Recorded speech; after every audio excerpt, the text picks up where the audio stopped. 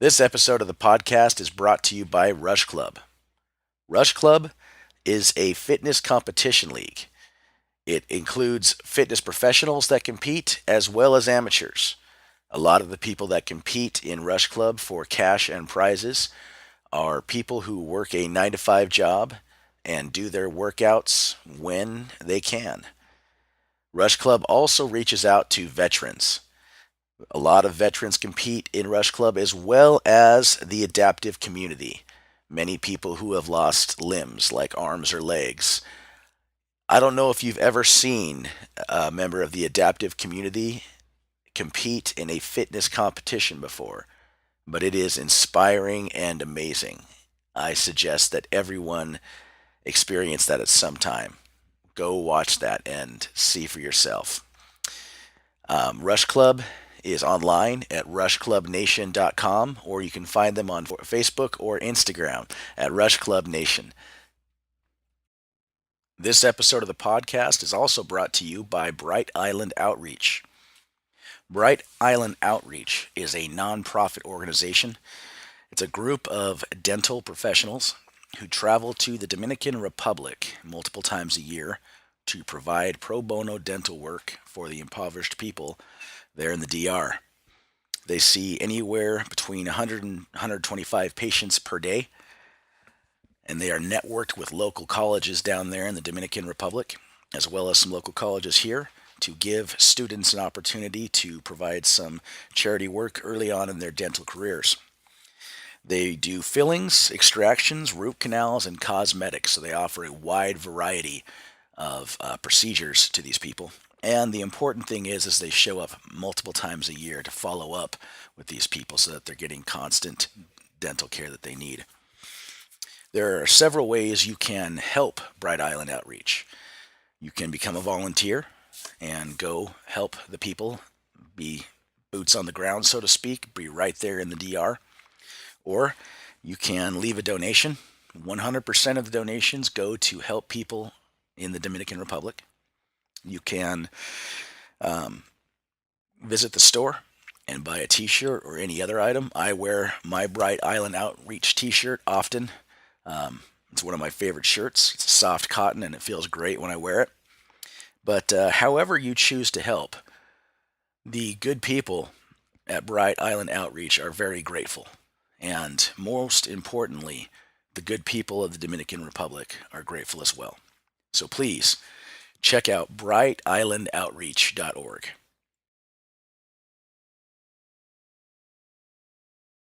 Hello, planet Earth. Thank you for listening to the Deep Thinkers podcast.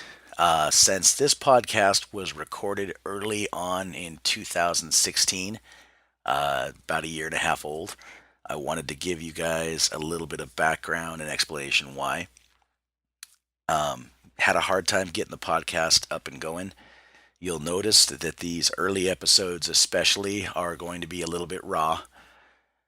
Maybe the audio content is not the highest quality, but I wanted to start releasing content regardless. There's a lot of interesting conversations I want to have with interesting people, and I figured if the content was good enough, then you would give me a little leeway on the quality for these earlier episodes. So it's going to be rough and raw. I'm learning how to edit. I'm learning how to record as this process goes. So in time, the quality in both those aspects will increase. And hopefully the quality of my interviewing skills will increase as well. Eventually we will have an intro and conclusion song. But for now, it's going to be an abrupt start and an abrupt finish. And you'll have to be patient with me on that. So, one thing I did want to say early on in this podcast, Danny and I have known each other for so long that we have so many common friends together. Occasionally, when he's on the podcast, you'll hear us reference them. And one of the people referenced in this podcast is Todd Heap. And since this podcast was recorded, the Heap family has had a tragedy occur in their lives. One afternoon, Todd went out to move his truck from the driveway into the garage, and his small daughter followed him out. And as he pulled his truck forward, she was struck and killed. This is a tragedy for not only the Heap and Roner families, but everyone in our community who has ever known anybody in both these families. They are excellent people. Todd is a very humble, very gracious person who never thought he was better than anybody just because he played football. Always very kind to people and always very cool. Ashley is a wonderful person as well. I've known her family since early elementary school and know the quality and caliber of not only Todd and Ashley, but also the families that they were raised in. And they are wonderful people. One way we can all show some love and support and solidarity for the Heaps and the Roners is every May 3rd, they're starting a Hugs from Holly Day movement where you can wear pink, you can give people hugs, you can do things nice for people. And if you feel like it, you can take a picture of it and post it on Facebook or Instagram with the hashtag Hugs from Holly. And this is one way to remember Holly Heap and also show our love and support for the Heap and Roner families. Having said that, please enjoy the Deep Thinkers podcast. I appreciate you listening to it, and here we go. All right, Planet Earth. We have a special podcast here today. We are sitting here with Danny Page. Danny Page has been a personal trainer for 18 years. I have known Danny Page for 30 years and know his character and his determination and his focus. He's currently the owner of his own fitness group, C.O.R.E Fitness Group of Arizona, out of Gilbert, Arizona. Mm-hmm. And he's also the COO of Rush Club. And I've been told Rush Club is kind of like UFC meets... It's kind of like UFC meets CrossFit. Yeah, I totally lost it right there. So yeah, tell me more about that. That's one of the toughest questions that I had to answer with people, is because we are new, and we're a new platform. When people have asked me what Rush Club is, I've told them it's kind of a CrossFit meets UFC. Why don't you tell us a little bit more about that? That's the best way to try to describe it to somebody, but on the flip side of the coin, it's also the most difficult explanation to give to somebody, because until you actually go see what it is, we're the new UFC. Right. We plan to take over social media. We plan to take over pay-per-view within the next 5 to 10 years. And what we're trying to do is we're trying to create an environment where we can touch, move, and inspire people. Right. And our major focal points right now with Rush Club are to touch the adaptive community. And the adaptive community is guys and girls that have lost a lower limb, upper limb extremity. Some have lost both, have you seen? So we have a special attention and focus, a special place in our heart for the adaptive community. The other group that we really focus on is the veteran community. Nice. Unfortunately, as you know, a lot of these guys come home from the battlefield, and they are warriors when they're overseas, and then they come home and they don't know what to do. Right. A lot of them struggle to try to find a calling in life or a mission. And what we're trying to do is we're trying to create an environment where they can come back and be warriors again and compete against each other and also make a living. Right. So we're trying to provide them with the opportunity to make money, to win prizes, to create social media followings, etc., and help them grow their life and their business. Excellent. So. Yeah, that was one thing that really struck me hard. I don't remember, the guy's name escapes me that completed in Rush Club 007. Derek White. Yeah. Derek's bad. Yeah. when you see what that guy has been through and what that guy can do, there's no excuses for anyone. It's true. You know? And he's developed a huge social media following. I mean, he's got 500,000 followers. Wow. And it's not because of anything that he does or says. It's because of what he represents. Yeah, that was amazing. Yeah, he was, he was in the Army infantry. He took I think he took a 7.62 millimeter bullet through the knee. Lost use of his leg. Just for our friends out there that don't know about ballistics, is that the size of a pinky? You know, Yeah, I mean, kind of break it down. Yeah. It's fired through an AK-47. Yeah, so this guy took a round the size of your pinky through his knee. Yeah, and it shattered every bone. Not coming back from that. Yeah, and unfortunately for his situation, the doctors said, we think there's a possibility your leg may be, be able to be used again. So he was in a hospital, I think, laid up for a long time, and he just continually would get less and less use of it, less feeling, and he had to make the decision where it was either remove it or just get used to living with it. And he made the gutsy decision to remove it, which was not well received by the doctors. They were like, no. Wow. And he had to petition, he had to do all these different things to get this thing removed, and he finally did. Isn't that crazy how in today's society, like, you have to go through so much red tape to remove a limb that you know is poisoning the rest of your body? Exactly. Like, yeah.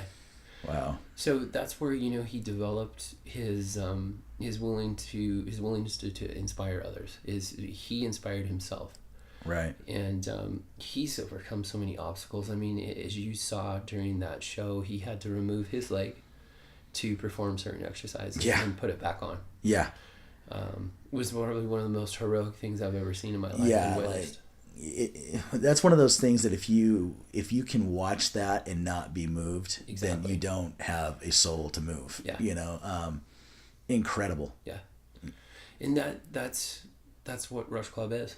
That right there is, you were inspired, I was inspired. I've been in the fitness industry for 18 years, and I'm inspired by watching these guys. They're as good a shape as I'm in, and as hard as I work in the gym, I couldn't do 99% of those workouts that we had programmed for the contestants that came through that show.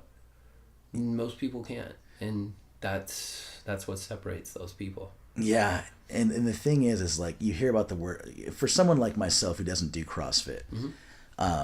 I hear the workouts before they call them out. I'm like, okay, that sounds tough. Yeah.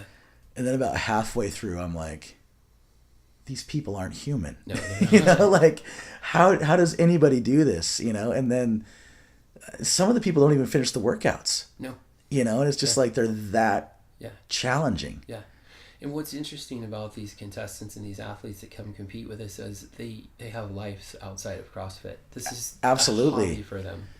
Some of those contestants have 3 or 4 kids. They have a wife or a husband. They have a job, multiple jobs. And this is a hobby for them that they put time and attention into, in the after hours. Yeah. Don't you have a few contestants that used to be like very out of shape and overweight too? Am I wrong on that? Or yeah, I mean, we've had people that are new to CrossFit that have gone through the regimens of getting into it, getting involved, losing weight, and now are competing on our stage. Yeah, that's amazing. Just from someone like my own personal experience, I've known you since what? How old were we? Like 5 or 6 years old. Yeah, you've never been fat. Yeah. We'd be sitting there in lunch, and I'm eating salads, and Danny's over there smashing like burritos and tacos. He's like, gotta gain weight, dude. I'm like, yeah, it must be tough, like, sheesh. But me. So about 4 years ago, I was tipping the scales at 290. Okay. The idea of being at 290 and then knowing the amount of work for what it's taken to get me to bounce between 220 and 230 now. Yeah. To get down to like 185 and be able to compete and do muscle ups and, back and forth, that's just insane success story. It takes a whole different, level of human being. Oh yeah. And the thing is, what's so cool about Rush Club is it is normal people. It is.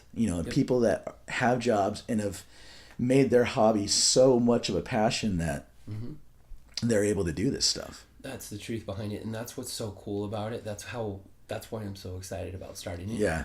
Is to see it 5 years from now when it's not just the moms and dads that are out there, where we're actually able to create, like for the UFC, for instance. I mean, Absolutely. those guys make them, $100,000, $500,000 for competing. Yeah. Why can't we do that? Absolutely. And the cool thing about Rush Club is it's a family show. Yes. There's no blood. There's no guts. There's no F words. It's None. a family show. And we openly invite kids to watch. We openly invite kids to be there. Yeah. And we protect our brand. We use what we call the Rush Trick Girls that you saw. Yeah. And they will get the crowd hyped up. They Absolutely. throw swag out and T-shirts and things like that. But they're not scantily dressed. I was going to mention that they're not provocative. They look good. They're in shape. I have a 15-year-old daughter, and one of my rules to be a Rush Chick girl is I have to be okay allowing my daughter to do it. I think that's a good rule. I don't want her to put herself out there in a way that she doesn't feel comfortable, right? Or that is respectful for either herself, myself, or the brand of my company. Absolutely. So it's just what we're trying to create, and unfortunately, Jess, it slows down the success because we're doing it the right way. Right. We could go out and sell a ton of tickets for, to just bring everybody in there and have a bunch of drunk, rowdy people. Right. We could have scantily dressed girls walking around there, in bathing suits and things like that. And we could rape and pillage the money with it, but we're not going to. Yeah. We're doing it the right way. It's very, very family oriented. It is. You'll go there and sure, you'll see people there having a few beers at any event, like the state fair or rodeo or whatever. Of course. But you'll also see people there with babies. Exactly. If you can bring a baby to an event and not have it be too loud and too raucous, then you're doing something right as far as reaching that whole family crowd. One of the neatest things that happened at 006, and I believe he was at 007 too. So 006 was our November show that you were at. Yeah. We had a special outreach program where we gave free tickets away to Mesa Public Schools. Nice. And we gave it to the special education departments. Very cool. We focused mainly at Westwood, which we had a lot of, association with when we were growing up. Right. And one of the young men that came to the show has never been to PE. He refuses to go to physical education. He refuses to eat healthy. He refuses to do anything. We were able to invite him, his mom, and his teacher to Rush Club 006. And they came and they watched the show. And about 2 or 3 weeks later, I got just a text message from him. And he's standing there with like a Rush Club t-shirt on, and he's flexing like double bicep curl. Yeah. He has a Rush Club hat on, and he's just got the biggest smile on his face. And his mom sends a message and says, since he saw your show, since he went to Rush Club, he's not missed one PE class. Nice. And he's losing weight. He's excited. Nice. He would love to come compete in your show someday. Dude, that is amazing. And that's what we're trying to do. We're trying to move, inspire, and touch individuals from anywhere. That is amazing, man. When I went last time, I had no idea what to expect. Of course. And I asked you, I asked you, what's this all about? You're like, just come show up. I'm like, all right, man, my boy wants me there. I'll be there. And I was walking through the crowd, and I saw one of our friends from high school, whose friends had kind of bailed out at the last minute. So he's like, hey, can I come sit with you guys? I'm like, yeah, sure, come on. Yeah. As we're sitting there, he knew what it was going into it. He had been to a few previous ones, and he's like, a lot of these people are just normal people. He's all, but that guy right there and that guy right there, they've been to a few ones before. Yeah. I want to say the guy's name was Isley or Isaiah or. Oh yeah. In 006, but. Yeah. Easy. We called him Easy. Yeah, Easy. Yeah. I don't remember his name. If you're listening, Easy, apologize. Elijah Muhammad. Elijah Muhammad. That's his name right Easy. there. Okay, cool. But he's like, yeah, I've seen this guy on TV before. He's a big competitor and stuff. So you do get some of those bigger, fitness celebrities that coming through too. It's not just, the mom and pops also. We do, and what our business plan and model is, and what's happening right now currently is you've got the CrossFit Games, right? Which we all know about. Right. And that's a huge draw.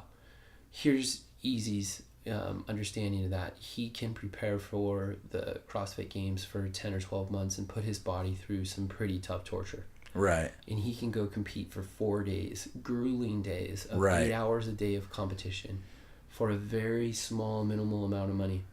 Or he could come to Rush Club He could have lights, camera, and action, smoke, cool Yeah, all the environment, ambiance. and a 7-minute workout and make the same amount of money or possibly more. So what we're doing is we're slowly gathering these guys' attention because we can't afford to put signs up yet. We Right. can't afford to put the smoke signals up and say, hey, Right. come look what we're doing. But they're hearing about it through the rumor mill. And what you are building is really something special. Exactly. You know, it's like you mentioned earlier, it'll be interesting to see where it's at 5 or 10 years from now. Exactly.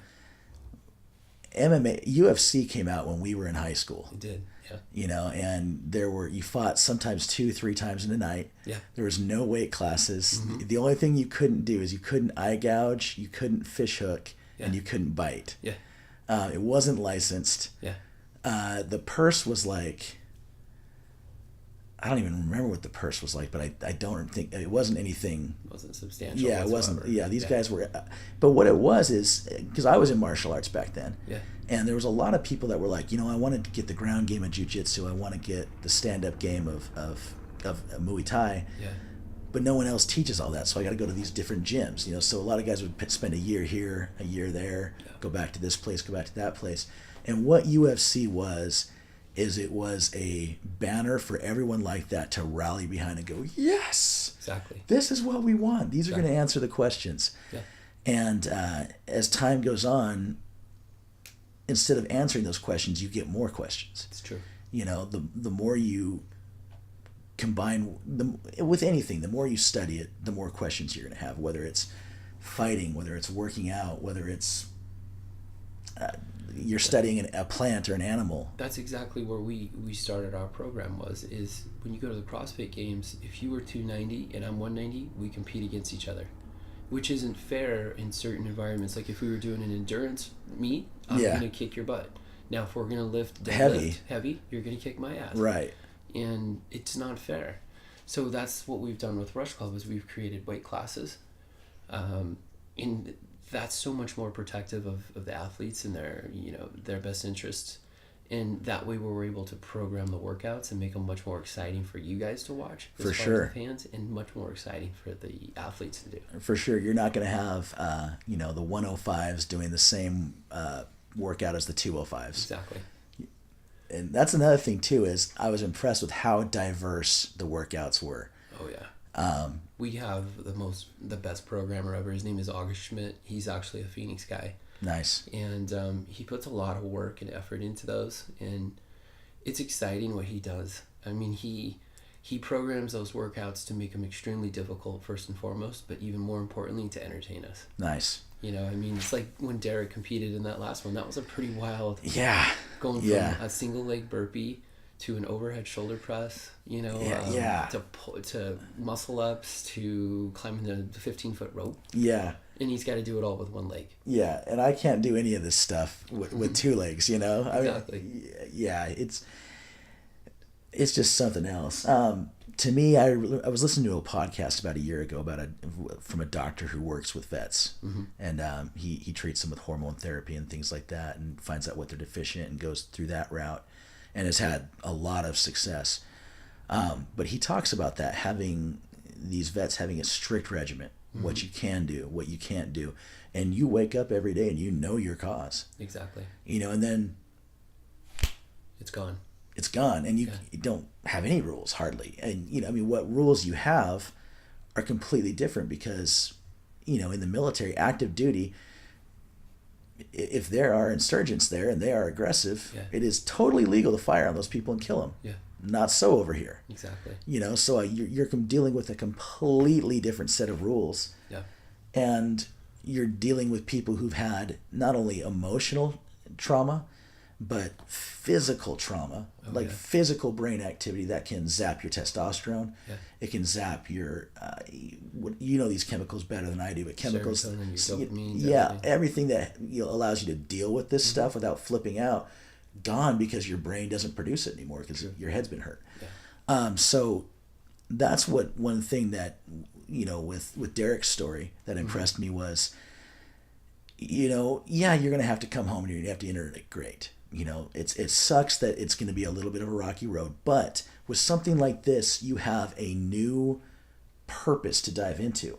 You have a calling. Right. And if you don't think that someone who goes through one of those workouts at the end is a warrior, when they've left it all out there, they're exhausted, their blood pressure's up, their pulse is up, and all they want to do is just sit there and scream and just, like that is a warrior right there. That's a war face, and it's impressive to watch. It is. I watched a documentary today that said that we're losing 22 veterans every day to suicide, and it's Sheesh. every single day. It's heart shaking because I know it's true. I just know from talking to our veteran athletes that come and compete with us at Rush Club, it's happening at an alarming rate, and it's getting worse every day. And Derek's motive for competing in Rush Club, our motive for creating Rush Club, is to give those guys, like we said earlier, is an opportunity to step back into an arena. Yeah. And sure, they're not firing guns, and people aren't firing guns at them, but they are being competitive again. Right. And they're competing. They're laying it all out there. Absolutely. It's like the old Theodore Roosevelt, Yeah. blood, sweat, tears. Oh, and yeah. You're the man in the arena, and it gives them an opportunity to do that again, in a safe environment. Absolutely. We've talked about UFC and some of these guys, they don't do very well in there because that almost brings back some negative memories. Absolutely. The physical combat, where this is an opportunity for them to have an athletic, edge and show that this is why they're programmed the way they are. I mean, their brains work differently than most of ours. Well, it gives the brain that mechanism of hunt, conquer, and stand in victory without having to hunt, conquer, and stand over in victory. But touching back on going back to war veterans, on that podcast I was listening to, when you say 20 a day, I remember this individual that he had brought into this podcast, and the guy was there. Like, he was at suicide, ready to go, and the guy reached out to this guy, and the guy's like, I have funding for you. Yeah. It's like $180 a month. Yeah. For these veterans to get the chemicals they need for their bodies. And it's just amazing that we can send them over there, and we've got money for that all day, but we don't have money to take care of them when they get home. It's sad. Yeah. Breaks my heart every day. That's why I do what I do. No, and it's amazing. You've got a pretty incredible story yourself. Oh yeah. Like I said, Danny and I met in preschool. Little Red Schoolhouse in Mesa, Arizona. He went to Edison Elementary. I went to MacArthur, but we regrouped at Keno. And Danny wrestled and played football and did everything that I wanted to do in high school, but couldn't because I had seriously bad knees. Yeah. I had a specialist tell me, if you wrestle, it will go out. Yeah. If you play football, you will go out. So I was approached by a guy in my ward, my church, and I did Olympic weightlifting. And I had fun with Olympic weightlifting, but it wasn't... Back then, in 9th grade, sports are so much a part of social status. Of course. And acceptance. And Danny was one of my close friends that knew what I was doing, respected it, and it was awesome. But a lot of people were like, yeah, he's doing this because he can't play football. Exactly. And it wasn't until a good year and a half into it when I became powerful in the sport on my own right, when I started getting more respect for it, and you and a few of our other friends came to me and were like, hey man, we got to get ready for this for next year. And I kind of gave you guys a crash course. I taught you about the first pull. I taught you about power cleans and cleans. I taught you about jerks and power jerks, then snatch and power snatch. But it was just a real basic crash course. Yeah. And from that moment on, after that night, the respect was there from everybody else. But it took the 3 or 4 of you guys to actually see what was going on. Oh yeah. And then everybody else was like, oh, you went and worked out with him? Like, well, what's it all about? And you're like, well, dude, it's not pushing a bench press, that's for sure, Completely different. Yeah, and then in high school it was what it was. You guys were champions. Mm-hmm. You guys did incredible things with Yeah. Mountain View football. Yeah. I stayed in weightlifting and then went with the martial arts route. But yeah, seeing you just get obsessive, for lack of a better word, with working out and health, and everybody was working out in high school, but you were the one that was looking at diet. Exactly. You were the one talking about protein versus carbs. You were the one talking about calorie intake. Was that where a lot of this started from? Was back trying to get bigger yourself, or where did this desire to one, obtain the knowledge and then share the knowledge come from? It started with my lack of success. Being in 7th grade, 8th grade, 9th grade, and then into our sophomore year, not being successful, being the little guy. I just struggled, and with my type A personality and the competitive side that I have, Mm-hmm. I wanted to do whatever it took to get to that point. And during that time, it meant studying, it meant education, getting education for myself, it meant hiring trainers. I did everything I could possibly do under the sun to enlighten myself more, and I put the time in. If gym class was after football practice was from 4 to 6, I was still there at 7. Everybody else was sneaking out early to go on dates or go to do whatever they were going to do. I had to put the time in. It's the only way that I was going to outperform these guys that were bigger, faster, stronger, taller. Right. Unfortunately. I remember that in junior high, you were known as like the smart athlete that Mm-hmm. wasn't like very ripped and Okay. very defined, but not like the bigger Not the guys. bigger guy. And back then, I'm 5'9", Mm-hmm. but I've been 5'9" since the 7th grade. I have not grown an inch since the 7th grade, Yeah. and everybody passed me up. So I was one of the bigger guys back then. Yeah. It's as weird as it sounds because I'm tiny compared to my peers now. Yeah. But I remember like people looking at us as the bigger guys and you as like the more ripped and athletic guys. And but you were known as a very intelligent athlete. Yeah. A person who you could go to with wrestling moves or with football moves and be like, hey, how does this actually work? And you'd be like, okay, well, this is what you're trying to accomplish. Yeah. So It's how I had to. That was my edge. yeah. It's what I had to do, and that's how I had to play the game. Is I had to be smarter than my opponents. I remember coming to your house at night after football practice and you eating like the biggest steak and eggs and potatoes and green beans and just your mom just bringing back out of that. You're just like, oh, this all tastes so good.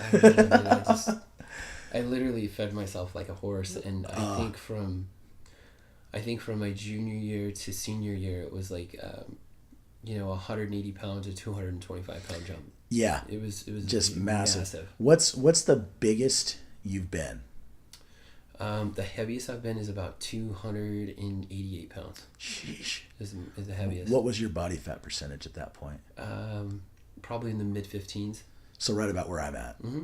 No, just no. Sheesh. I was a big kid. Wow, man. That's huge. Yeah, I literally, even just coming out of high school, my focus and attention was on being an athlete and excelling in sports, and excelling in weightlifting. I didn't even make college, unfortunately, a focal point at that time. And when I got out of high school, I didn't have college at first. I ended up working a job. I worked at a hardware store. That's right. I remember downtown Mesa. I was, a delivery guy. I worked in the bolt room. I sold nuts and bolts. I remember you telling me you're like, dude, I don't even have to measure him anymore. I can know. pick him up and throw him into the thing by size. I just remember, it reminded me of like that guy in the mail that's throwing the letters across the room, into the mail slots, Talk about a humbling job, though. 17, 18-year-old kid that grew up in affluent family and, a cool, fun neighborhood, good school. And then I went to a full-time job at a hardware store with nuts and bolts and things that I had no idea about. Yeah. We all have common knowledge that that's a 9/16 wrench and that's a 3/8 bolt. Right. But there's 100 different versions of a 3/8 bolt, in different lengths and different sizes and different grades and different thread pitches and all this stuff. And it was literally like baptism by fire, because Yeah. the guys that were coming in were, 40s, 50s, 60 years old. They were grumpy. Mm-hmm. They were on a time crunch, and they knew what they wanted, but I didn't know how to get that for them. Yeah. And, it was a very humbling experience to have these guys yell at me, tell me what I'm doing wrong, and it was tough. Yeah, man. It was a tough job. Growing up in Mesa, especially our years, you either worked at a hardware store. Mm-hmm. It was some kind of construction. Yeah. Like I was in a lumber yard. Yeah. You were at the hardware store, but there were guys laying concrete. There were guys framing. Yep. And I think a lot of that was just being in the valley and Yeah. construction always just being so big around here. But a lot of it too was like a pride thing. It was like, well, you could go work at Dairy Queen or, Exactly. like you could go lay concrete. And like Yep. when you said, what are you doing for this summer? I'm laying concrete. Your friends were like, oh, Yeah. okay, cool. Respectable. Yeah, like you're not going to be soft at the end of this summer. You're going to be moving Machismo. around. Yeah, exactly. So yeah, and that the lumber yard I worked in, Todd Heap came out of there. Were you at R&K? Yeah, Yeah. that was my spot, dude. 13. Yep. The summer I was 13. The summer I was 14, and also right when I graduated, I went and worked there, and then Zuka Juice opened up. Oh, yeah. And Chad Coons, Senior, who owns R&K, Yeah. his brother-in-law owns Zuka Juice. Okay. And so I got hired. I made that transition pretty easy, like indoors, serving ice cream to girls instead of out there loading up lumber for these grumpy truck drivers, And I went over there and I worked there until I went on my mission. But I had a great time, working at R&K. I still stop by there every now and again. Yeah. There was one guy that I was in the saw shed cutting stickers for forklifts and freezer board for people's houses, Yeah. people's roofs. There's not much lower you can get than that, Yeah. And there was this one guy named Ken who ran their windows department. And he still works there to this day. I'll see people in the lumberyard truck. Yeah. And I'm like, hey, is Ken working there? Yeah. And they're like, yeah, he's still working here. I'll ask him about this story. I'll guarantee he remembers it. Yeah. But he was kind of like into himself, Mm-hmm. I mean, he was a good employee. Yeah. He's still working there, still has his job, 25 years later. Yeah. So, but one day he was walking by and I start going, Ken, yeah, Ken. Whoa, Ken, yeah, Ken is going to the main office. Go, Ken. And like I was just cheering at him, and he looked at me like, who is this weird little kid? Yeah. And that just fed the fire. So like he would walk by and I'd be like, Ken, and he'd be like, give me the thumbs up after a while, But like the Coons family will still like my name will come up and they'll be like, Jesse, whoo, Jesse, yeah, and it was just so ridiculous. Anyway, that's a side tangent at R&K, but yeah, man, growing up in Mesa was a trip that way because it was super hot. Dude, it was always hot, and growing up in Mesa wasn't easy. No. I mean, people, unless you came from where we came from, you don't understand what we went through. Right. I mean, we were in a very racially diverse area where you were either white, affluent, and Yeah. LDS majority, Yeah. or you could go a couple blocks to the west and be in a Hispanic community. Right. Or you could go a couple blocks to the south and be in African American community. Yeah. Or right in the edges of those communities, you can be in the lower class white neighborhoods too. Exactly. Yeah. It was tough. There were certain places we would go and then we would get ourselves in trouble. Yeah. There were a lot of times that, we've had many instances where Yeah, things didn't go that well. I remember we went to Mountain View High School, Mm-hmm. and our big rival was Mesa High. Oh, yeah. And we were in 9th grade. We hadn't even gotten to Mountain View yet. Half the guys that we were hanging out with that went to Westwood, Yeah. which was our big rival before. It seemed like they were our big rival, and then our class got to 9th grade, and we're like, we like all you guys. We don't want to be fighting you guys on the weekends. Yep. Like, you're all our boys. That's the thing about where we went to junior high at Keno is half of that group went to Westwood and half went to our school, which was Mountain View. Right. But nobody went to Mesa High. No one. And so we could hate Mesa High and there was no conflict of interest there. Of course. So we went to a Mesa High football game, and I don't know how. I mean, we all got dropped off by our parents, but we all got our own rides home. And you got left. I don't know. Right home. I don't know how you got left. I don't know how I got in that car and you didn't. Yeah. But I mean, you tell the story. I mean, we were. You know, it was dark. All the lights were off, and I think I was there with one other person, wasn't I? I mean, I heard you were alone. Yeah, I think there was one person that was around. And we were trying to call to get a ride on a payphone. Yeah. And some of the Mesa High guys. Yeah, this is like 93. There's no cell phones. We didn't have pagers. We didn't have cell phones. And yeah, so I'm trying to call somebody to get a ride. And 4 or 5 guys walked up on me and things didn't go that well. And we know who the guys were. We're not going to say their names, but they were at least 2 years older than us. Oh, yeah. And in 7th, 8th grade, like that's a big jump. Oh, yeah. I will say this, you didn't have a mark on you the next day. And when you walked away, that's what everybody said was like, he didn't look like he didn't look like he got his ass kicked. What the heck? Yeah. Doesn't have a mark on him. Yeah. But we were sitting there and you walked up, you're like, dude, I got jumped last night. And we were just like we all stiffened up and it was like, what? It was like we were in trouble. Like we all felt so bad. It was like, how did we leave those guys? Yep. You know, like, and we were like, dude, if they'd gotten hurt, like that would have been our fault. You know, it was, Dude, that was a scary night. I mean, just to even recall that happened. But on a better note of that never happened again because of the way that we rolled around as a crew. Oh yeah, we were always felt very safe when we were together. When we went to lunch at school, we went as a crew. Yeah, 2 or 3 vehicles. Always. You know, especially on those areas that were close to boundaries. Oh yeah. You know, you couldn't. Big bowl, China bowl. Yeah, Barrows. Exactly. Filibertos. Yeah. You know, certain places that we went that were off limits, or or we just went anyway. Yeah. And whatever happened, but we rolled with a crew. Yeah, and that's the thing too is, if you were to go back and look at the height and weight of our football team, I don't know what the people in that area were feeding their kids, but we had huge kids. Oh yeah. Coming out of East Mesa. Oh yeah. You know, I mean, Nick Bogle, Brian Nielsen, Aaron Bell, Damian Nico, you know, guys that were huge. Yep. You know, Todd Heap, guys that went on to play ball at ASU, you know, and other colleges. Yeah, big kids, you know. And so when we'd show up, those poor restaurant owners would probably just be like, oh my gosh, I'm going to close during lunch during the school year. We used to go to like native New Yorkers and just put them out of business. Right on the edges of the boundaries. And most of the time, like straight up out of our boundaries. Oh yeah. You know, and not caring, Yep. you know. Definitely. Do you remember, were you with us that night? I'm positive this was a Keno.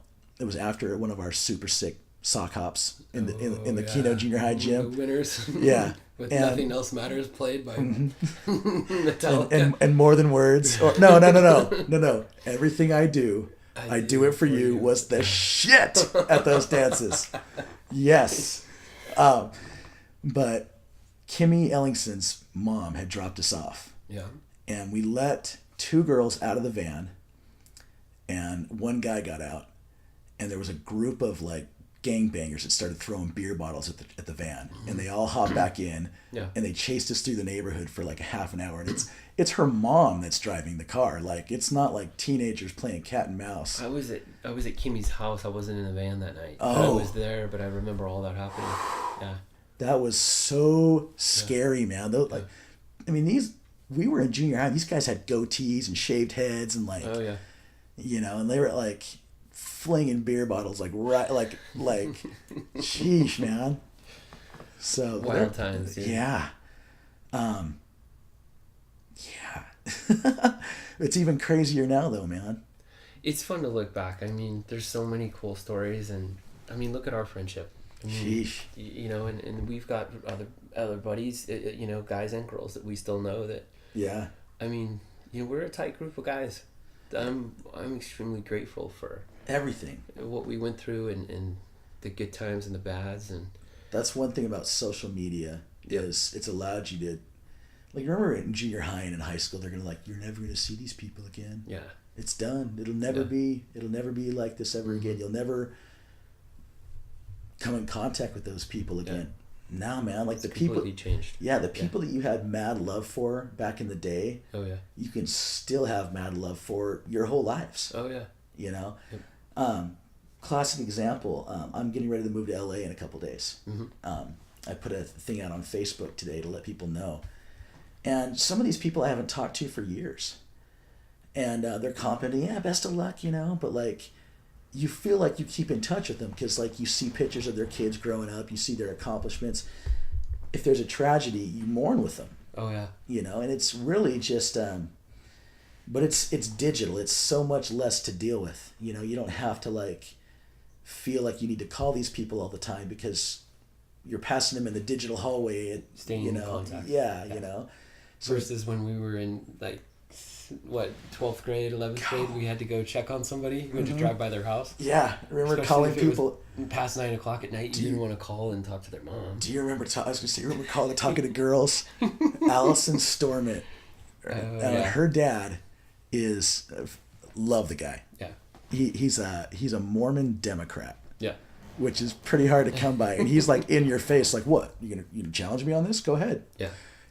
And he was also the administrator at, I think, Mesa Junior, That's right. which was like the hardcore school with all the Raw bad kids. school. Yeah. Oh, yeah. And so like, there's nothing that gets by, Yeah. Mr. Storman. And I called Allison for a church activity. Mm-hmm. And he's like, yeah, who is it? And I didn't hear what he had said, like I just didn't, so I didn't answer. And he waited for like 2 or 3 seconds. He goes, you tell me your name and then you get to talk to the girl. And I was like, okay, hey, this is Jesse Smith. I'm calling for this church activity. Oh, hey, how's it going? Yeah. And then he was cool, but like you had to like go through a screening process, man. Like, every single time you called to talk to a girl, it was like going and picking her up at her house and dealing with her dad. Exactly. Go. Speaking of which, now that I have a 15-year-old daughter, I'm in the complete different shoes. I know. I'm now the dad, and I'm the tattooed, bearded dad I know. who everybody is afraid of. We don't have boys coming here. Yeah, I was going to say. They just don't. I was going to say, like, it's going to take a very, like, serious about your daughter to get through that front door. You're not coming through me, dude. Yeah. Well, not only that, but, like, you're an outdoorsman.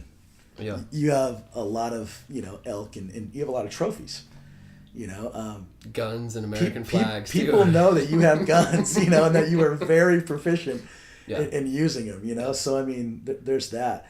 I'm I don't have kids. Yeah. But I have nieces. Yeah. And I'm a big proponent of respect is important for young men to have. You have to have respect. But respect won't stop you from doing something stupid. Yeah. There has to be a little element of fear there. Yeah. True. There were certain girls that we know back in the day. It was just like, yeah, dude, don't mess with her dad. Exactly. And some were a little more intense than others. Yeah. But yeah, those guys were the ones that like.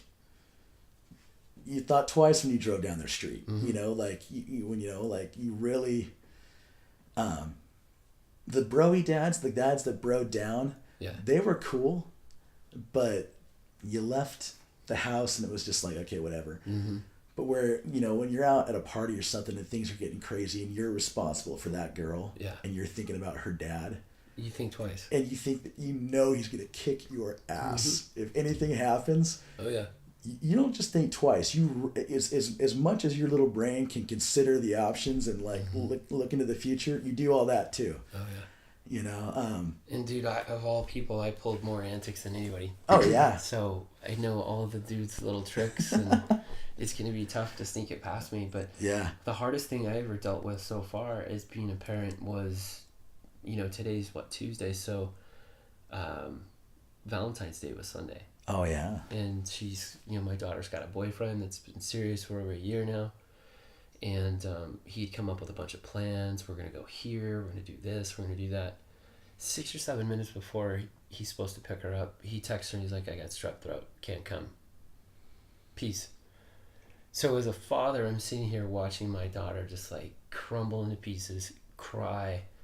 and just Wow. broke, literally broke. First thing goes through my head is I'm gonna go choke this kid. Yeah. You think your He throat lives hurt 2 before. blocks from me. You I'm gonna run there. But then I took a deep breath and I thought about what we used to do, put myself in his shoes.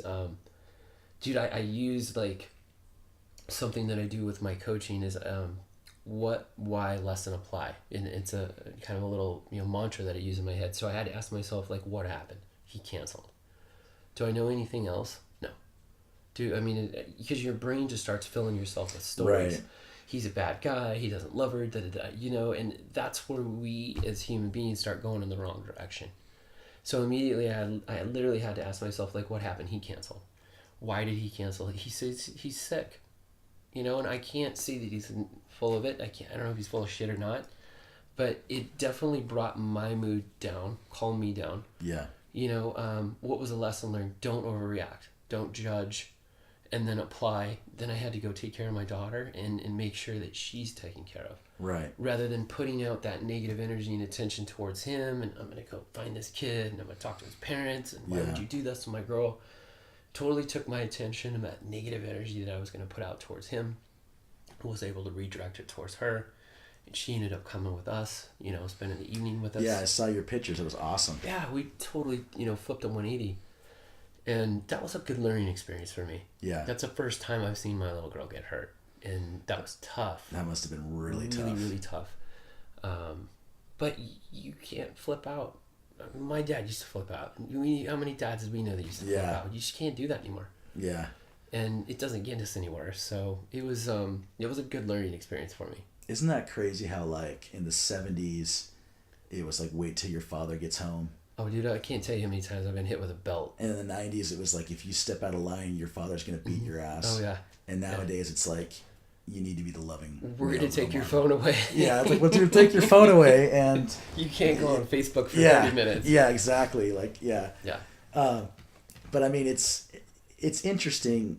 We could spend an entire podcast talking about the participation trophy generation and millennials and whether or not it's good for a young man to be smacked around or not. But one thing I think is that there is an emphasis and shift on mentality from trying to be the hard ass dad to trying to be the loving dad. Exactly. And I think that's amazing. I'm big into that book, The 4 Agreements, and amazing book. Oh yeah. Life changing. The 4 Agreements are be impeccable with your word, and that's not just honesty. That's having the right motivations, like your word being your action too. Yeah. So be impeccable with your word. Don't take anything personally. True. Don't assume, and always do your best. But when you were talking about your daughter there for a second, the 2 agreements that came to you were the two ones in the middle. Yeah. Don't take anything personal. Exactly. Don't assume. Yep. Let's assume that the kid really was sick. Yeah. A little inconsiderate to call 7 minutes before or text. Probably should have made a phone call. Given her heads up that morning. Yeah. Hey, I woke up. I'm very sick. I'm going to try to sleep this off. But, kid's 15. Give him a little bit of credit there, even though he's kind of a jackass for doing that. So we'll assume that he's sick. Yeah. That's not personal. Yeah. You want to internalize that. You want to be like, it's personal. It's about me. They don't want to hang out with me, or they're going to be with somebody else, or doing something. You want to personalize that. But in reality, the guy's sick. Exactly. If he comes over here, you'll get sick. He'll get sicker. There's no good that's going to come out from you spending a Valentine's dinner with someone with strep throat. Yeah, and his mom and dad made a really good conscious decision because, as busy as I am, I can't get sick. Yeah. That doesn't fit my lifestyle. Yeah. And it doesn't fit my family's lifestyle. No, so, you and Becca are a power couple. Yeah, we run at 110 miles an hour, 24/7. So absolutely. You almost have to make responsible decisions now about certain things that we do. Versus 5 or 10 years ago when I was a wrecking ball. Yeah. We'll get into that later, but my nickname has been the train wreck. Yeah. And there's a lot of reasons behind that, but I just can't do certain things anymore because my family and my business and my personal self comes first. Yeah, I almost got into a fight a couple months ago, and it was the guy I told you about. We talked about it, and it would have been it wouldn't have been one of those fights that beef got squashed after I beat him up. Yeah. It would have gotten worse and worse and worse. And I remember talking to one of my friends. Well, I was talking to Chance. Yeah. And he was like, "Dude, you're 36 years old, man. Yeah. You've got a brand to worry about. You've got goals. You've got something to lose. Yeah. Who cares if you can beat this guy up? Who cares if he can beat you up? Yeah. Like, at some point, you're going to have to step past that and think, is it worth to throw a punch at this guy? The 6 months in court, the fines, the probation, Absolutely. all this, you know, like, yeah. And so it's just kind of like, yeah, I feel like a pussy, but I'm just going to let this guy go. You know, it happens. You know, just when you get older, things. The high road is so much easier. Yeah, Yes. and it feels weird a lot of times because especially where we grew up, it was like I could take the high road, But but I'm not afraid to get dirty. You know, like I'm not afraid to get that smudge on my face. You know, I don't care. Yeah. And so like the natural, like I don't care about that. You know, screw the law. I handle things myself. You know, it's when you decide to just be like, I'm just gonna forgive someone and not care. Yeah. Feels good, but it takes some Powerful. getting used to. It does. You know, Yeah, it's because powerful. it is as good as it makes you feel, and as good as that, it's kind of like, well, you're turning right when you used to turn left at that same intersection. Yeah. So your default is to want to go. It's different. It Yeah. feels good, but it's like I'm not used to. You know, I'm not used to fighting southpaw. But, Totally. Yeah. Yeah. Yeah. I going back to that kid real quick. Second agreement is don't assume. Mm-hmm. So, yeah, you just have to kind of. He said he was sick. You just kind of have to go with it. You know, you can't assume that he's lying. Stuff like assuming about things like that, especially on something negative. Yeah. There's just way more productive use for your time. It took me years to learn this. This is something that you learned young. Yeah. And I can see that because I could look at you when we were younger and knew that you had something, but it took a while for me to figure out what that was that you had developed early. And a lot of that is that everything takes energy. Mm-hmm. And focus the energy that you have, because it's limited, Exactly. on what you want the most. Yeah. You know, and out of all of our friends, true, a lot of us were going on missions. Yeah. So we had that 2 years of life's on pause. I get to go, you know, on a service mission. Yeah. You didn't have that option. Mm-mm. So you were like, well, that's cool that they get to put everything on pause and everything's hunky-dory, but I have goals. Yeah. You know, I have to wake up every morning and I'm not going to be Elder Page. Yeah. So I just remember thinking like, wow, he's just entered adulthood so much quicker. You know, but really it's priorities, and the quicker that you can learn those as a young person about prioritizing family, goals, things like that, you're just going to save yourself so much wasted time in the future. It's true. I mean, as soon as I turned 18, everything got cut off. So it was sink or swim at that time.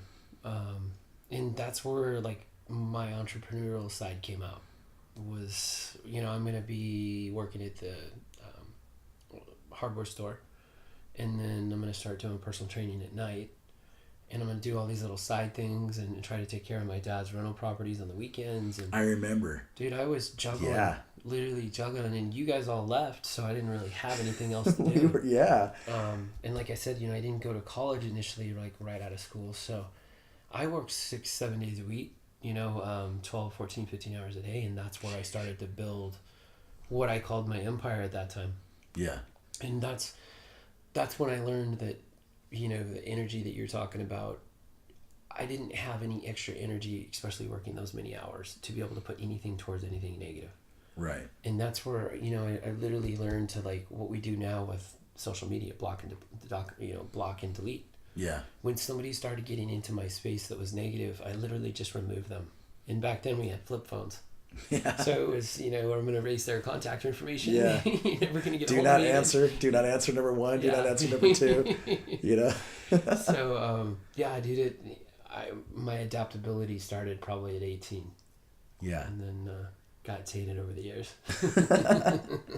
I would say got tainted, but then repolished. I would say more refined. Yeah.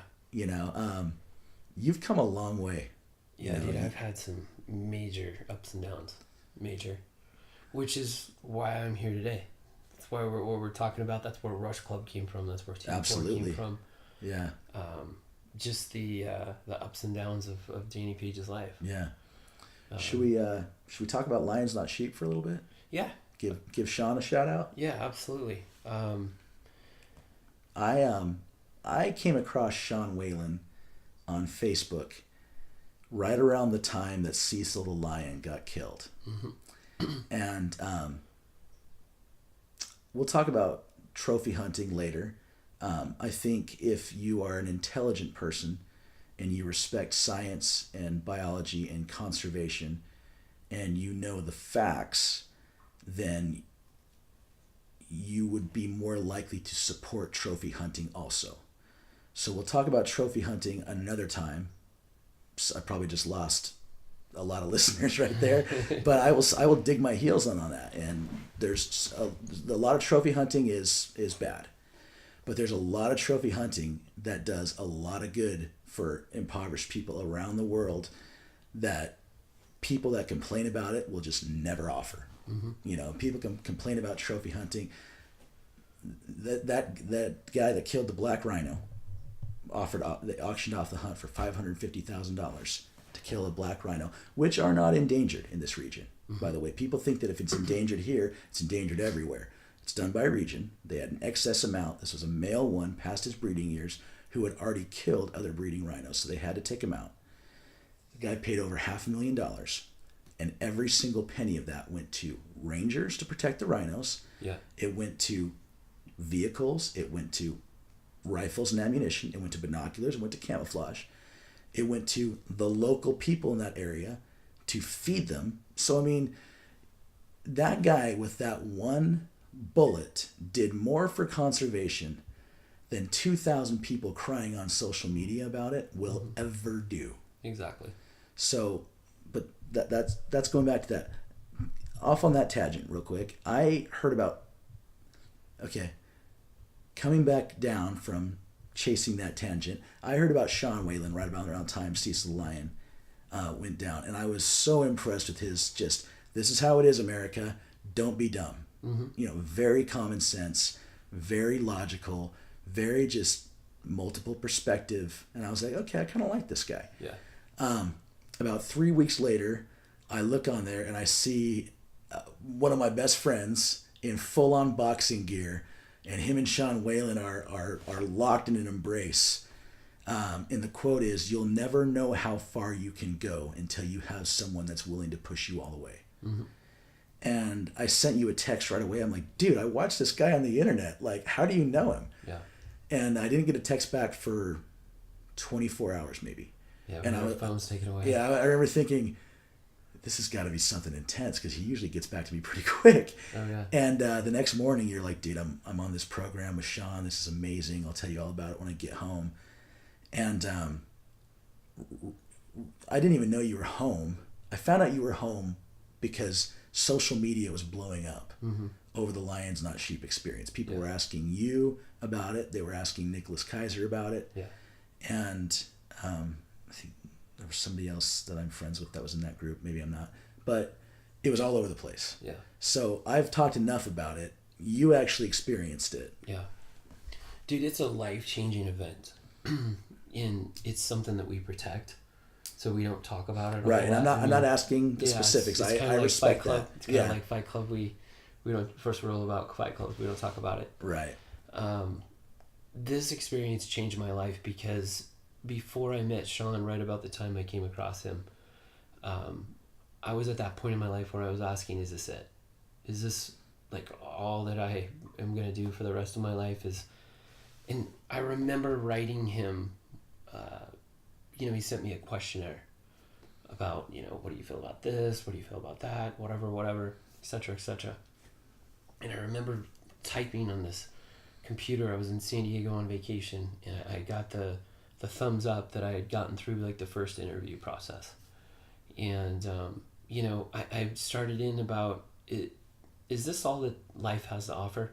Am I just gonna wake up every day at 4 o'clock and drive down the same damn road that I've been driving down for the last 18 years to go to the same office and sit in the same office that has no lights, no windows, deal with the same people with the same problems, and for 6 days a week? Is that all I was born and raised, and is that all God put me on this earth to do? I'd lost touch with my family at that time, and was at that age where I was 35 years old and just spiraling out of control. There's been a multitude of events that we can kind of go over later that brought me to this point, but I didn't know where to go or where to turn, and I was allowed and invited to go into this experience, and it completely changed everything, my whole outlook. Never in my life have I had my ass kicked that hard, physically, emotionally, spiritually. He took me to my grave of earth. Literally, it took me down to where there was nowhere else to go but up. And through hand-to-hand combat, through physical workouts, through meditation, through one-on-one severe powerful coaching, he literally opened my mind to a whole different world. And the biggest takeaway that I took from that is we all have a darkness inside of us. We all have stories. We all have demons. Mine come from losing my sister in 1984 on Christmas Eve. I had a sister that passed away with a brain aneurysm. And I've never healed from that trauma. And that trauma has turned into a piece of anger and hatred that's grown inside me towards life and God and my family and a lot of things. And Sean put me in some situations where I was able to tap into that person that's inside me and use it for good. And that's something that Sean tells me all the time is don't be afraid to let him out. As long as you're in a safe environment, and that's what I've learned to do is I've learned to control that darkness, because I've let that darkness out previously in my life, and that's ended me up behind bars. It's ended me up bankrupt, divorced. There's a lot of negative things that have come from that, because when they come out of us, they come out and they just hard. They rip and tear, and they just fuck shit up. And so without giving away too much information about his program, he literally got me to get in touch with that dark side and learn how to control it and manipulate it and use it for good. And that's what I came home and have done. And he made me the most organized.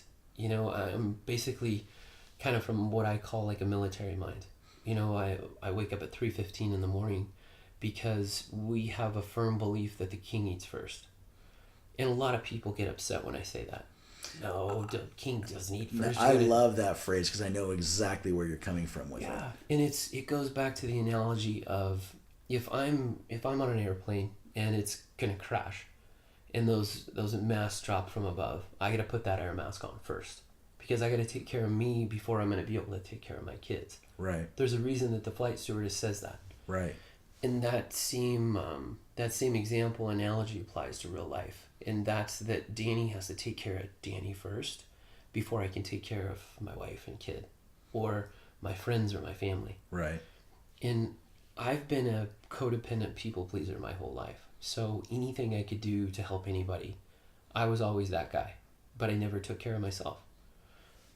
Physically, spiritually, I never took care of myself. I'd never understood the word meditation until I met Sean. I used to make fun of people that meditated. Growing up, it was kind of a hippie term that none of us understood. And, I always tell people, I'm like, we mock what we don't understand. Mm-hmm. I didn't understand it, so of course I made fun of it. Right.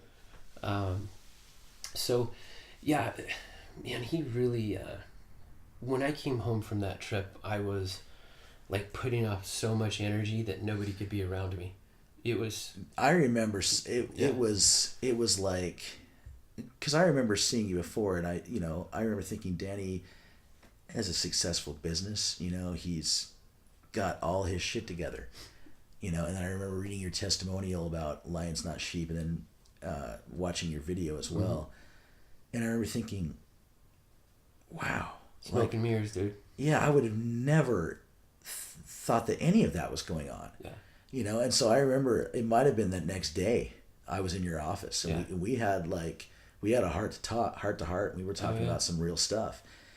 And since that program, it's like someone relit your flame. Oh yeah. Inside of like a lantern. Yeah.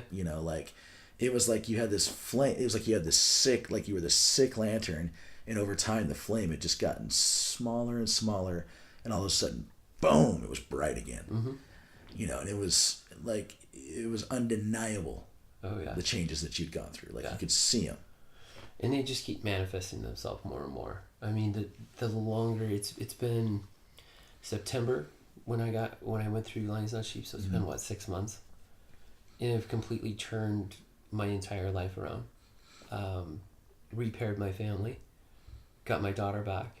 I make 4 times as much as I've ever made in my life from a financial standpoint. Excellent. And I don't feel chained to the wheel anymore. Yeah. You're easier to get in touch with, man. Dude, yeah, 6 months ago would I have been able to do a podcast? No. I'd have been like, I'm too busy. Yeah. I have to do this, and I gotta do that. I do what I want to do now. Absolutely, yeah. And I have value for myself. I didn't used to value myself. I valued everybody else around me. Yeah. I valued what their opinion was of me.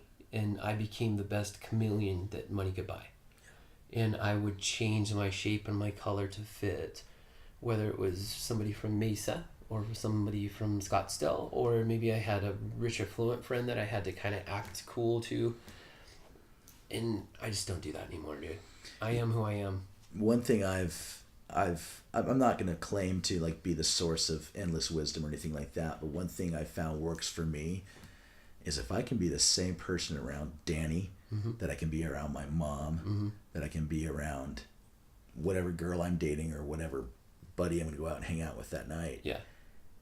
That's so much less energy. Dude, it is. When you're just you. And everyone likes you more. Yeah. It's authentic. Yeah, it's like eating the real deal versus going to like Taco Bell. It is. And dude, I can't tell you how many friends I've lost since I got back, because I used to cater to everybody, right? And I would wear whatever color hat I needed to wear to make them happy. And when I came home, I started to value myself. And I realized I don't need to fucking play by these rules anymore. Right. These are my rules. Right. Not like their rules. My life. This is my life. I'm going to do me. Take care of me. I'm going to do me. And unfortunately, I lost a lot of clients and friends. And to be blunt with you, it's because I became a mirror for them. I showed them in the mirror what they're doing themselves. Yeah. With addiction, with lying, with committing adultery, the things that I've done that I openly admit to. When I came home and owned up to those things and made those amends with those people I chose not to live that life anymore. There's a lot of people around me that were like, you think you're better than me now? No, I'm not better than you. I just am choosing to make some different choices. Yeah, I'm just on some other shit. I'm not better. I'm on a different path, and they were just not digging that. Yeah, it's crazy how because we've all been involved in bad behavior. And when I say we behaved badly, that entails a broad spectrum from running a red light to things much different. But we've all behaved badly. When you're behaving badly and you're behaving badly, if you have a crew that behaves badly with you, it's like flying in a group of geese or ducks. Like you could it's a lot easier. And all of a sudden, if somebody straightens that out, you no longer have that validation of what I'm doing is okay. Exactly. And so you can either eat some humble pie and reevaluate yourself, or you become prideful. Yep. It's very true, man. And you are a sum total of the 5 people that you surround yourself with. And unfortunately, I got into a habit in my life where I surrounded myself with guys that weren't doing things right. Right. Whether it's right or wrong, that's for them to decide. But it wasn't conducive to a family life. It wasn't conducive to a healthy relationship.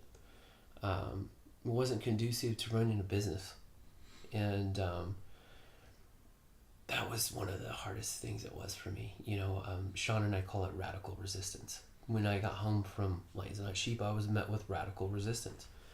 And what that means is that for the last 30 years, I had created, a certain model that people understood. There was a pattern that Danny created. Right. And he would do this, he would do that, he would do this, he would do that. And then all of a sudden, boom, I come home and I'm completely different.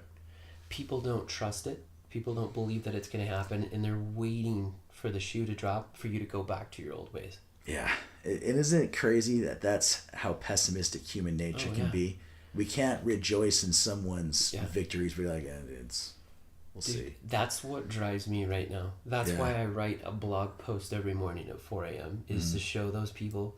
Yeah. I write it for myself. Dude, I'll get up at 5:30 and I'll be like, and for a while there, like, it was at 5, sometimes 4:30, sometimes 4. Yeah. You may get up at 4, but you're not posting it at 4. There's times when I'll get up at 4:45 and I'm like, how early does Danny get? Now I know. Yeah. 4. Never gonna try to beat you on that. Yeah. Yeah. But I mean, like, I remember getting up at like 5 and it's so early. How can anybody want to get up this early? And you've gotten like an 8-paragraph blog written, and I'm like, he didn't write this last night. After a meditation and after a workout and everything else. I mean, that's how I do my morning. It's awesome. It's we refer to it as our core 4. And body, balance, being, and business are the 4 pieces of my life. And those 4 things have to happen for me before anybody else in this house is awake. And for me to properly be able to meditate without the mailman, without the garbage man, without those dogs barking, without my daughter being up making cereal, I've got to do it early. Mm-hmm. Because I need 20-25 minutes of quiet, peaceful time. Yeah. I like to do my workouts first thing in the morning, because if I don't, it always gets added to the end of the day. And what ultimately happens with me and with my clients and everybody else is, I'll be honest with you, I'm just as guilty as everybody else, is I'll say I'll get to it later. And then all of a sudden it's 8 o'clock, 8:45, 9 o'clock. And then it's like, fuck it, I'll just do it tomorrow. Yeah. So when I wake up, the very first thing as I do is, this morning was 50 burpees. It's just something that's mandatory. Yeah. It's a non-negotiable item that happens every single day. So we take care of our body. I'll do a green smoothie every day. I want vitamins and nutrients. I want protein. I want supplements. I want maca powder. There's certain things that I put in there that I drink. That's a part of my day. Yeah. And that happens at 3:15 to 3:30. Then I'll do a meditation, and I like a lot of different meditations now. I do Ascension, and I do an Om meditation. And I'll usually do those for 15-20 minutes. That's where I get my clarity and my creativity. And that's when I'll usually grab my pencil and paper, or I'll grab my computer and just start blogging. Yeah. For me, meditation is one of those things where, like, if you start the day with it, it's like just starting the day listening to like your favorite song. It's true. You just have a little bit, you're just a little more on. You're hitting more. Yeah. You get a little disorganized during the day. You kind of you find a place to sit down. I remember when I was working in the door-to-door program, but I was working in-house, and every now and again I would have to talk to these reps over the phone. Mm-hmm. And a lot of them were, no offense to anybody in the door-to-door program, but a lot of them are hood rats that are taken out of the ghetto, and they're making good money for the first time. And so they call somebody, they don't know who you are. Yeah. They don't know anything about you, and they think that they can talk down to you. And I'd be like, listen, dude. Yeah. First of all, you're 20 years old. Yeah. Second of all, my buddy started this company. Yeah. Third of all, I don't care if either of those are non-existent. You're not going to talk to me that way. Yeah. But I would get to the point with these guys where sometimes I would just lose it. Yeah. Or I'd almost lose it on a rep, and then some colleague that didn't like me because my buddy was the boss would come by and like just stir up my shit. Yeah. And so I'd be like, all right. I'd look at the floor manager and be like, I'm going to be gone for 15 minutes. Yeah. And I would go into a conference room, lock the door. I didn't care if the windows were open. Yeah. And I'd sit there and I'd do a 2-minute skull breathing technique. Mm-hmm. And I'd sit for 5 minutes. Yeah. and come back in totally calm. And it was like I choked up on the bat, Yeah. and my swing was just more in tune, Yeah. and I'll swear by that. Like if you're having one of those days where you're just losing it and nothing's hitting right, if you go and you sit for 5 to 10 minutes in a meditation, Yeah. I'm not going to say that it'll like everything will be perfect after that, but you can, at that point you walk out and you're like, all right, dude, I'm an adult. You can get through life. I can deal with this. You can get through the situation. Yeah. Yeah. And then if you combine that with one at night, you can get home and do a meditation. All of a sudden it's like, oh, I can relax now. Exactly. It's amazing. Yeah. It's amazing. And the different ones you do, the more versatile you get with it. Like I remember when I first heard about meditation techniques, I first heard about meditation, I would hear about retreats. Yeah. Where people would go for a week to meditate. Yeah. And I'd be like, what? Yeah. Just sit there for a week? Yep. What do you guys do? Well, you meditate. Okay. But once you start to learn, and once when you haven't tried anything, it all sounds the same. It's like if you don't ever work out, like weightlifting is all the same. Yeah. If you don't play sports, it's like, oh, they're all the same, But once you start to get used to them or start to get into them, it's like, wow, this one's way better for this, or this one's way better for this, or I never thought I could focus on one thought for this long, I love that. I use a candle technique, and if I'm short on time, I'll literally just get a quiet spot in a dark place and I'll light a candle. And the whole idea behind the education behind it is to just watch the flame.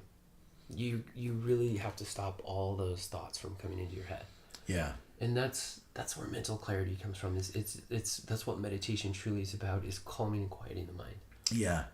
Especially like in the beginning too, where you typically don't have any control over how quiet your mind is. Exactly. You'll think like, wow, I'm going to sit for 2 minutes. Mm-hmm. And the first time you sit completely meditating for 2 minutes, you're like, whoa, Yep. I am the man. Yeah. And then you do it a couple times in a row, and then all of a sudden at 30 seconds, you're thinking about the Super Bowl commercial you saw. And like it can be so frustrating to think like, oh, I just ruined this whole meditation technique. It's going to be worthless. But if you realize that the thoughts are like waves. It's true. They're going to come in. You can't stop them. Yeah. And they're going to go out, and you can't stop them. Once they're coming, you realize they're there, and then you let them go out. Because if you focus on the thought, Yeah. it'll stay. Yeah. But if you let it roll back out, you can feel the mind. It's like decibel levels going up and down with those thoughts. As you let them roll back out, it gets quiet again, and you just focus on the quietness. It's true. Once I realized that just because you started going off on a thought in a meditation, that the meditation itself wasn't futile. Mm-hmm. That's part of it, is learning how to let those thoughts just wash back out again. It was like, oh, okay. Like all of a sudden I realized like, oh, I'm just doing the rep. Yeah. It's not, I don't have to start all over from the exercise, from one, the whole thing, from the whole competition from level 1 now. I just got to focus back on what I was doing. For me, the meditation guy I like is Sam Harris. Well, there's so much about Sam Harris I like, but anybody that's a neuroscientist Mm-hmm. with an emphasis in meditation, Yeah. they're okay in my book. Yeah. They've probably got it. And plus he's so well spoken. Like I've seen him debate Deepak Chopra. Oh yeah. And Deepak Chopra is the Zen master. It's frustrated and getting mad and angry. And then there's Sam Harris, very calm, Yeah. very to the point, Yeah. like basically saying, you're a charlatan. And this is real science. Yeah. But I think it's about that time, man. Yeah. I think we've had a great podcast. Absolutely. Alrighty, I'm gonna hit stop on here, and thank you for this you time. Yeah, this is awesome. And Thank you. I can't wait till I can actually put this out on the airwaves and everyone can enjoy it. And definitely look forward to having a finished product for you in a couple weeks here. Thank you, buddy. I All appreciate right. it.